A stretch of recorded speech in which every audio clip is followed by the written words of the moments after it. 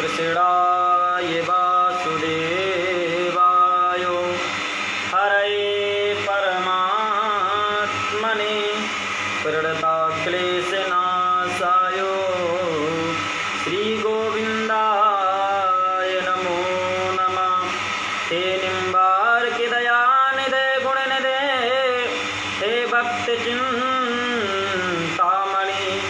हे आचार्य शिरोमणि मुनिगणे रामाग्रपादाम्बुजा हे सृष्टि सतपालिका प्रभवना हे नाथ मायाधिपा हे गोवर्धन कंदिरालय विभो मां पाहि सर्वेश्वरा।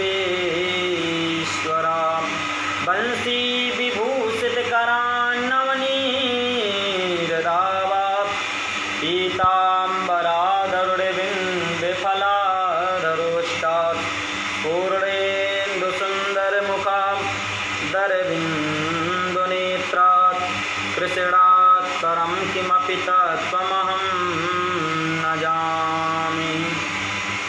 अहो वकीयं स्तनकालकूटं जिघांसयापायदवप्यसाद्धिविं लेभे गतिं धातृचितां ततोऽन्यं कम्ब दयालु शरणं व्रजेम। वराहपीडं नटवरवपुकर्णयो कर्णिकारं बिभ्रदिवासा कनकपिशं वैजयन्तीं चमालां रन्धान् वेणुर्धरसुधया पूरयन् गोपीवृन्दै वृन्दारण्यं सुभद्रमणं प्राप्य सद्गीतकीर्ति। गुरुर्ब्रह्मा गुरुर्विष्णु गुरुर्देवो महेश्वरा गुरुर्साक्षात् परब्रह्म तस्मै श्री गुरुवे नमः। भक्ति भक्ति भगवंत गुरु चतुर्नाम बपु एक उतिनके पद वंदन किए ना सही विघ्न अनेक।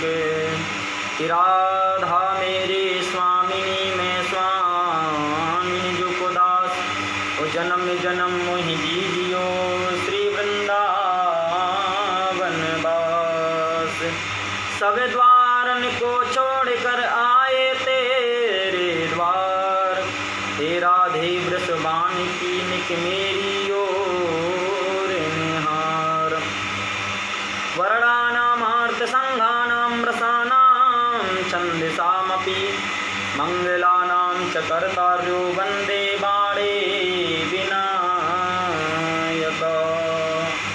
श्री गणेशाय नमः श्री सरस्वती नमः श्री वेद पुरुषाय नमः श्री ब्राह्मणोचरण कमलेभ्यो नमः।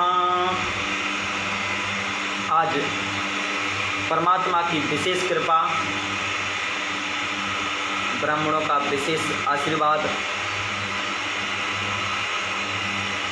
समग्र ब्राह्मण परिषद छत्तीसगढ़ एवं अन्य प्रांत संगठन के माध्यम से आज एक विशेष चर्चा में पुरुषोत्तम माह का जो आज एक विशेष महीना है, प्रत्येक 3 वर्ष के बाद एक अधिक मास होता है जो भगवान नारायण के लिए ही विशेष होता है। इसका ऐसा प्रमाण मिलता है, सूर्य और चंद्र के कुछ दिन इधर उधर होकर के 3 वर्ष में एक मास बनकर के तैयार होता है और वो अधिक मास में इसको मलमास का महीना भी बोलते हैं। आज देश में या पूरे विश्व में एक महामारी ने ऐसा घेर रखा है, ऐसा जाल बिछा रखा है कि सभी लोग उसी में सिमटे हुए हैं। और ज़रूरी भी है सावधान रहना, बहुत ही ज़रूरी है। इसी की वजह से, महामारी की वजह से कुछ कार्यों में, थोड़ा सा धार्मिक कार्यों में भी, भागवत आदियों में भी रुकावटें आई हैं। इसी के लिए आज एक बहुत ही प्यारा ग्रुप और बहुत ही प्यारा कार्य हमारे सबसे प्यारे और सबसे प्रिय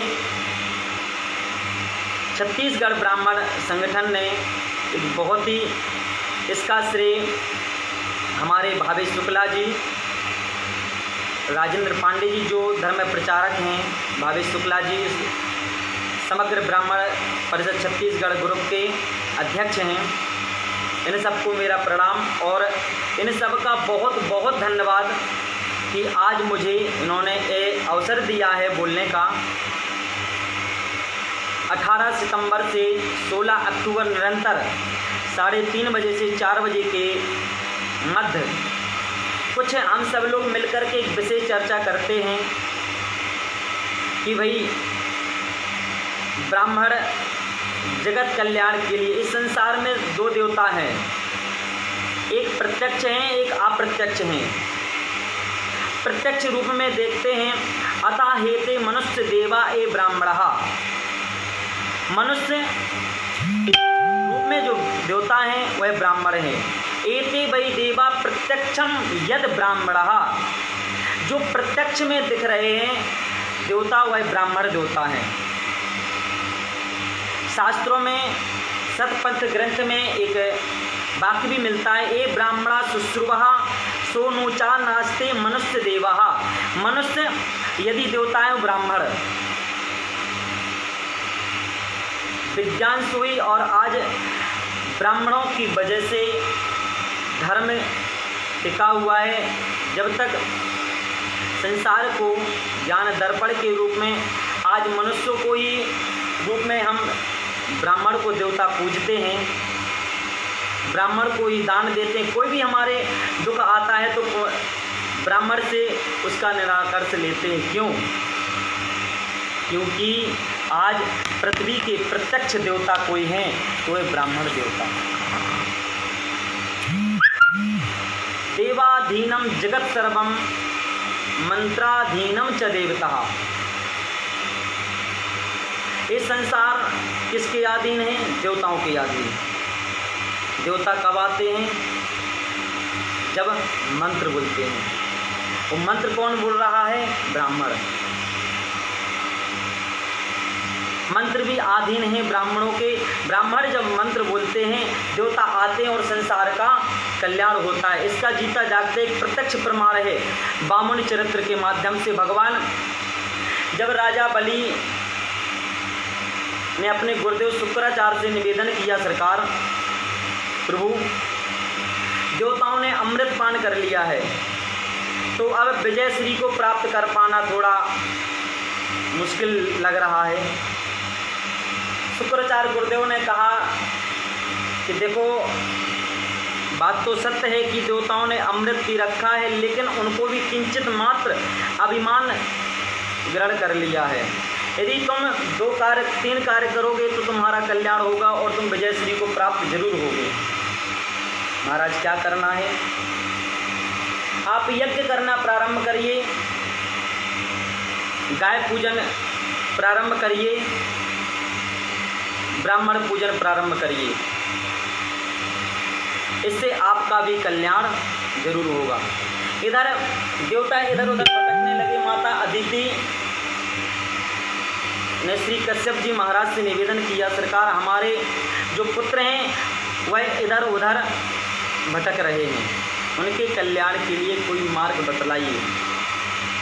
देखिए भगवान कश्यप जी चाहते तो, भगवान भी यदि चाहते तो कोई भी रूप धारण कर सकते थे, कोई भी अवतार में आ सकते थे, लेकिन भगवान ब्राह्मण का रूप धारण करके ही आए हैं। कश्यप जी ने माता अदिति से कहा आप पयोव्रत का अनुष्ठान करिए, उससे परमात्मा की कृपा आपके ऊपर जरूर होगी। भगवान की कृपा हुई और वामन का रूप धारण करके प्रभु पधारे। वामन का रूप धारण करके आए कहा माँ मेरे लिए क्या आज्ञा है। कहा आप मेरे पुत्रों का कल्याण करो। गुरुदेव से आज्ञा लेकर वामन भगवान राजा बलि के यहाँ पहुँचे।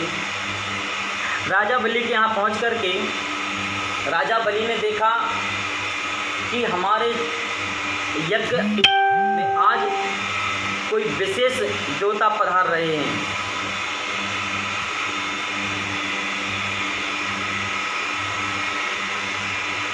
इतना तेज, अद्भुत प्रभु का तेज। ब्राह्म पूजन किया। पूजन करने के बाद कहा प्रभु आपने आज मेरा जीवन धन्य किया और मैं आपकी क्या सेवा कर सकता हूँ।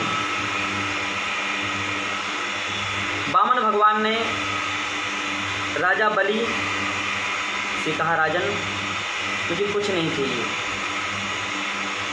क्या लेंगे हम, भाई ब्राह्मण हैं, जहाँ मन हुआ वहाँ बैठ कर के अपना भजन पूजा पाठ करते हैं और मुझे वैसे भी आपके इस वैभव को तो आवश्यकता ही नहीं है।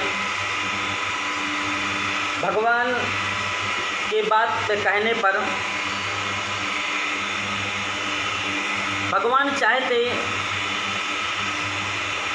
तो राजा बलि से डायरेक्ट कह सकते थे, लेकिन भगवान राजा बलि से कहा कि राजन आपके बारे में हमने सुना है आप यज्ञ कर रहे हैं, तो बस यज्ञ के दर्शन करने का मन हुआ इसलिए आपके दरवाजे पर आए। पूजन किया। पूजन करने के बाद बड़ा स्वागत किया। कहा महाराज आप राजा बलि के यहाँ आए हैं तो आपको कुछ ना कुछ तो लेना ही पड़ेगा, क्योंकि यदि ब्राह्मण के दर्शन होते हैं तो ब्राह्मण को कुछ ना कुछ जरूर देना चाहिए। अब आप हमारे यज्ञ में आए हैं तो आपको कुछ ना कुछ तो लेना पड़ेगा। बार बार कहने पर भगवान ने कहा ठीक है, आप यदि देना ही चाहते हैं तो मुझे 3 पग भूमि का दान करिए। राजा बलि ने कहा महाराज हम त्रिलोकी से किंचित मात्र, यहाँ पर राजा बलि को थोड़ा सा अभिमान दिखाई दिया। वामन भगवान ने देखा कि त्रिलोकी तो हम हैं लेकिन यह त्रिलोकी बन रहे हैं, लेकिन कहा राजन यदि देना है तो मुझे मात्र 3 पग भूमि ही दीजिए। लेकिन ऐसा भी शास्त्र में वर्णन आता है कि ब्राह्मण को जो एक बार दान कर देता है ब्राह्मण अपना सर्वस्व देने को तैयार हो जाते, इतना उदार। वामन भगवान ने कहा राजन यदि आप देना चाहते हैं तो 3 पग भूमि दीजिए। राजा बलि ने कहा सरकार हम त्रिलोकी से आप 3 पग भूमि क्या लेंगे, कोई राजपाट मांगिए, कहें तो आपको कोई राज्य दे देते हैं। नहीं नहीं 3 पग भूमि ही चाहिए। बार बार कहने पर कहा ठीक है महाराज तो आप कहीं से भी ले लें। बोले नहीं ऐसे नहीं लेंगे।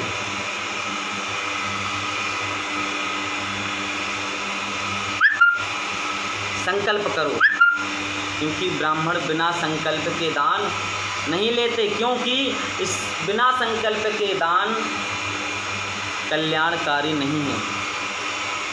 राजन आप संकल्प करिए हम आपका दान लेंगे। राजा बलि ने संकल्प किया। भगवान ने विराट रूप धारण करके राजा बलि को अपने प्रत्यक्ष रूप के दर्शन कराए। राजन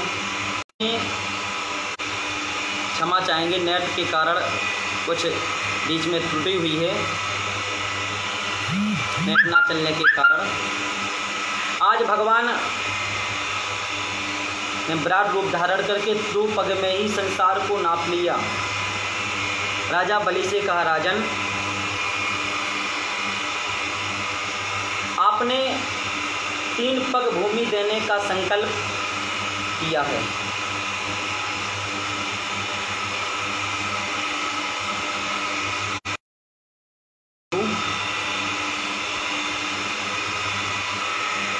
आपसे निवेदन है कि दान बड़ा होता है या दान देने वाला। अभी आपने मात्र मेरे दान को नापा है, अभी देने वाले तो है।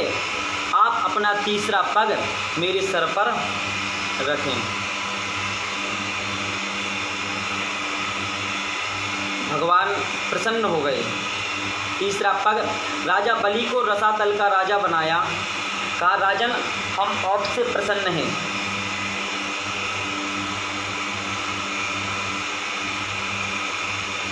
आपकी जो भी इच्छा है उसको आप बोल सकते हैं। राजा बलि ने कहा, महाराज आपने आज मुझे प्रत्यक्ष दर्शन दिए। देखिए इसमें तो शुक्राचार्य जी ने क्षमा चाहेंगे, कुछ अवरोधों के कारण बीच में ही थोड़ा सा डिस्कनेक्ट हो जाता है। भगवान देखिए, जब राजा बलि दान देने लगे, यद्यपि शुद्धम लोक विरुद्धम ना करणेयम, जब कोई भी शुभ कार्य करेंगे तो उसमें रुकावटें तो आएंगी। जब भी आप कोई पूजा पाठ इत्यादि करेंगे उसमें रुकावटें तो आएंगी, सत्य है, आई। लेकिन राजा बलि ने कहा, महाराज मैंने एक बार जो संकल्प लिया है उसको देंगे तो जरूर। और वही राजन ने किया, क्योंकि हम ब्राह्मण से विरोध नहीं कर सकते हैं। ब्राह्मण को मैंने एक बार संकल्प किया है तो वह दे करके हम रहेंगे। गुरुदेव की बात को भी टाल दिया और दिया। भगवान रसातल का राजा बना दिया और भगवान राजा बलि के बंधन में हो गए। भगवान है, किसी के बंधन में नहीं है। राजा बलि से कहा, महाराज आपने दिया है, हम आपके ऊपर प्रसन्न हैं। जो भी आपकी इच्छा है वह देने के लिए हम आज आपको तैयार। राजा बलि ने कहा, महाराज आपकी इतनी बड़ी कृपा हुई कि स्वयं भगवान नारायण को मेरे यहाँ आना पड़ा, इससे बड़ा और क्या हो सकता है मेरे लिए। फिर भी कहा, नहीं, जो भी आपकी इच्छा है। कहा, महाराज यदि आप देना चाहते तो आप जब भी हम अपने घर में प्रवेश करें, महल में प्रवेश करें, आपके प्रत्यक्ष दर्शन करें।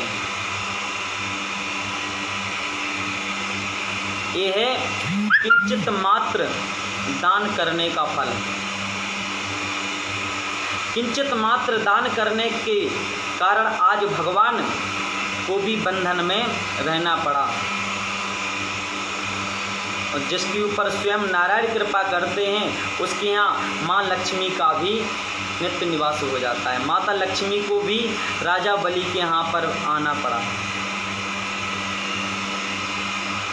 इसलिए आज की जो विशेष चर्चा में थे, समय के अभाव के कारण, क्योंकि 3:30 से 4 बजे का जो हमारे विप्र देवताओं के द्वारा समय रखा गया है, इसमें संसार का कल्याण है। आज हम लोग कई बार इस बात पे सोचते हैं कि भाई ब्राह्मण को ही क्यों दान करें। भगवान श्री कृष्ण ने सुदामा जी महाराज से भी यही कहा, विप्र प्रसादा धरणी धरोहम, विप्र प्रसादा कमला वरोहम, विप्र प्रसादा अजितो जितोहम, विप्र प्रसादा मम राम रामा। हे विप्र देवता, आज अपनी सेवा करने से मुझे नहीं रोक सकते। क्यों? क्योंकि आप ब्राह्मणों के ही आशीर्वाद से यह पृथ्वी आज रुकी हुई है। विप्र प्रसादा धरणी धरोहम।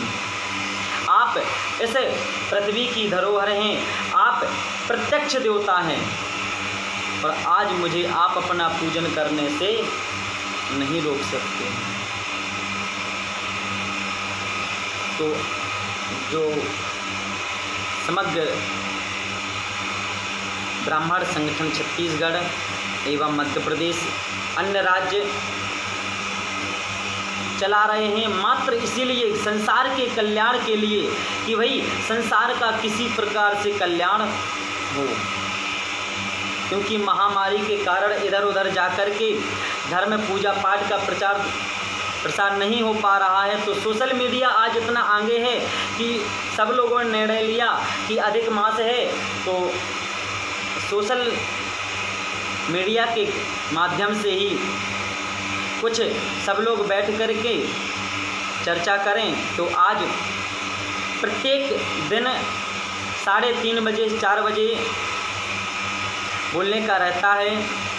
तो हमारे देवताओं के द्वारा प्रतिदिन बोला जा रहा है, प्रतिदिन प्रवचन हो रहे हैं, भगवत चर्चा हो रही है। तो आप सभी लोग ज़रूर सुने, मनन करें, अपने जीवन में उतारें, और आप लोग सावधान रहें। जैसा कि सभी लोग बोल ही रहे हैं कि भाई 2 गज की दूरी ज़रूर बनाए रखें, उसका भी पालन करें, क्योंकि भगवत कृपा है तो सब लोग ठीक हैं और सब लोग ठीक ही रहें परमात्मा की कृपा से, भगवान के आशीर्वाद से। और बस इसी के साथ अपनी वाणी को विराम। जय श्री राधे, जय श्री श्याम। कल पुनः 3:30 बजे आप इसी मंच के माध्यम से लोग पुनः सुने। जय श्री राधे।